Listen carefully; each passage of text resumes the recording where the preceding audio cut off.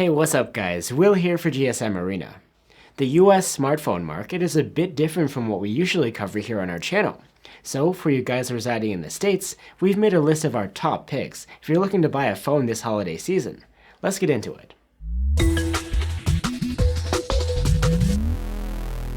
We've organized the list by price category, and for the best phone under $300, our first pick would be the Samsung Galaxy A32 5G. This phone has a flat, reflective plastic design, which is pretty straightforward. And under the hood, it has a MediaTek Dimensity 720G chipset, which offers decent performance as well as 5G connectivity. The display is this phone's weak point. It isn't an AMOLED, but an LCD, with just a 720p resolution. But if you don't mind that, the battery life is great, and you get up-to-date Samsung software support. The A32 5G has a triple camera setup with a main, ultra-wide, and macro cam, plus a depth sensor. Quality is decent for the price too. You can get the A32 5G for as low as $200 from Google Fi. From Samsung's website, it'll cost $280. This phone, however, would not work on Verizon. If you are on the big red, our top pick for under $300 is the Samsung Galaxy A42 5G. This phone is also made of plastic, but brings an interesting design featuring 4 differently shaded bars and a dot textured accent. The display is an upgrade over the A32 5G. It's still with a 720p resolution, but it's AMOLED. Battery life is awesome here, and you get a Snapdragon 750G chipset, which provides that 5G connectivity as well as good gaming performance for this price. You again get a reliable Samsung UI and software support.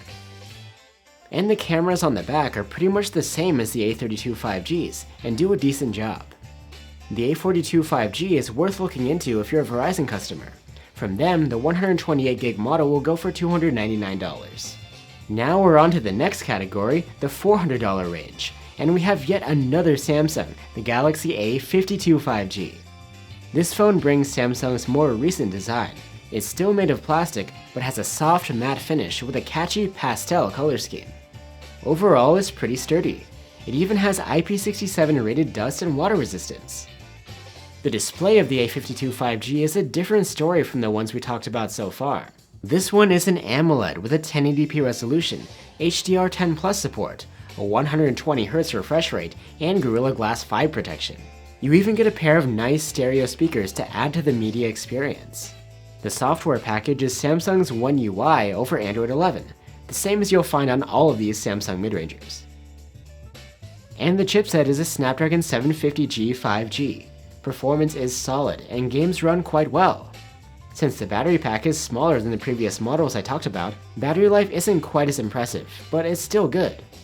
The A52 5G again brings a triple camera setup on the back, plus a depth sensor, and we liked the all-around camera experience for both photos and videos. You can find the Galaxy A52 5G for the price of $399, but again, it would not work on Verizon.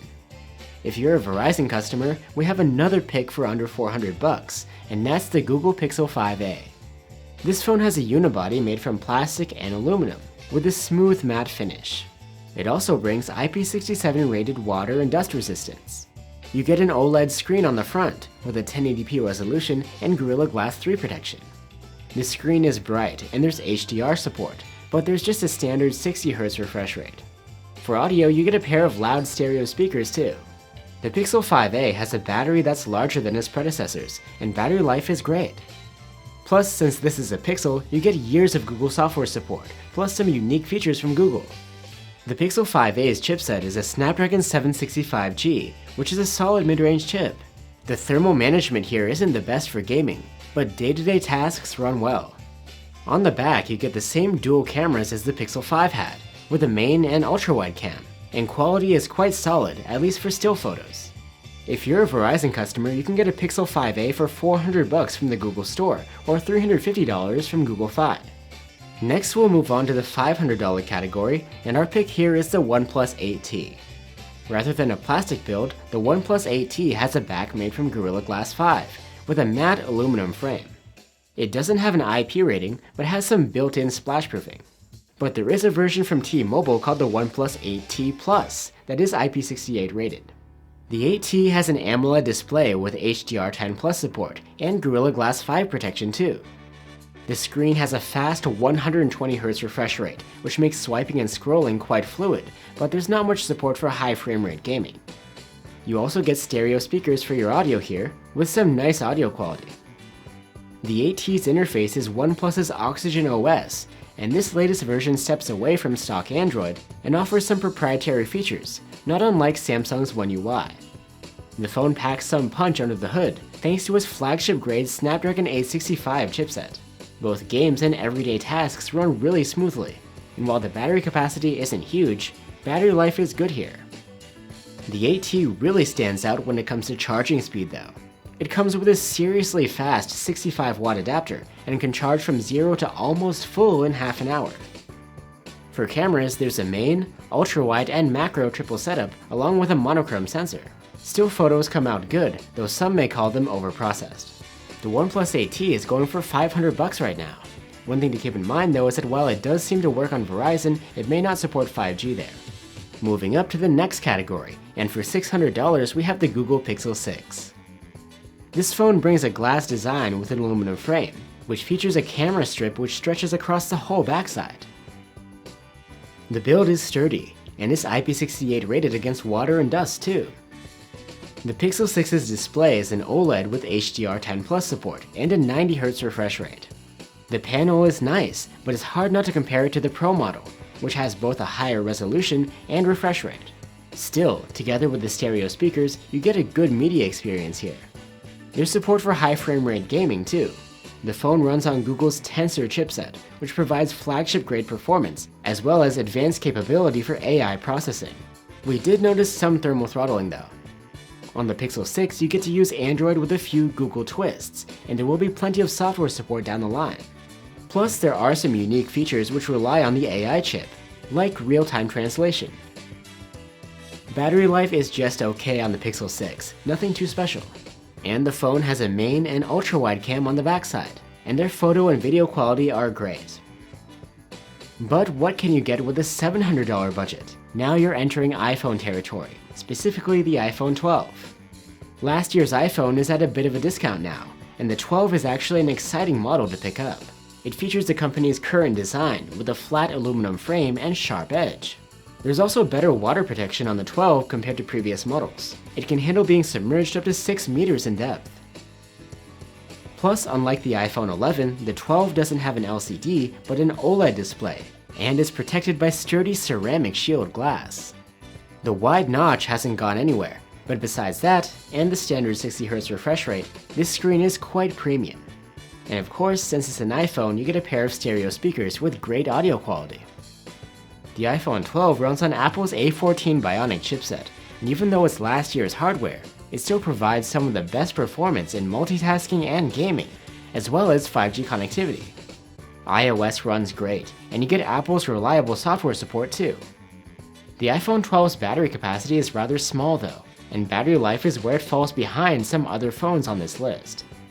And finally, the cameras on the back include just a main cam and an ultra-wide, but they take flagship-grade photos and videos.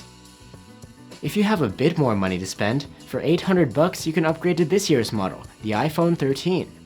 As far as the looks and build quality go, the 13 is almost exactly the same as the iPhone 12. The major difference is that the notch cutout is a little smaller this time around. Besides that, the iPhone 13 screen is also considerably brighter, so using the phone outdoors is even more comfortable. There's a more powerful chipset, the new Apple A15 Bionic. This tops the charts and is a real powerhouse, scoring up to 15% higher on benchmarks than the previous model.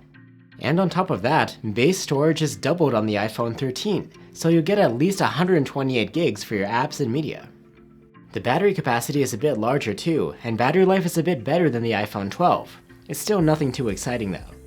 The final difference here is in the cameras. The main cam features a larger sensor and sensor shift stabilization, but we didn't notice any real change as far as quality goes. Next, at $900 we're back to Google with their Pixel 6 Pro. It brings a very similar build and look to the regular Pixel 6, with the prominent visor-like camera bump taking center stage. But the Pro version has Gorilla Glass Victus on the back as well, not just the front. So although both models have the IP68 rating against water and dust, this one is even sturdier. The Pro is a bit larger too, since it's built around a bigger screen.